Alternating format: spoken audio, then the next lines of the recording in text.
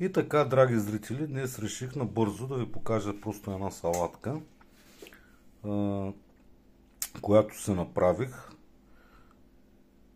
която вече е готова. Само ще ви кажа продуктите. Това са макарони, сладка царевичка, грах, шунка, сиренце и настъргано яйце. Това представлява моята салата. Днеска много набързичко, но просто така реших да ви я покажа и да си я направите. И лютеничка най-накрая разбърках. Не слагайте майонеза, понеже тежко е времето за майонеза. Зимата ще ви направя много по-хубави салатки. Благодаря за вниманието. Ще се видим отново.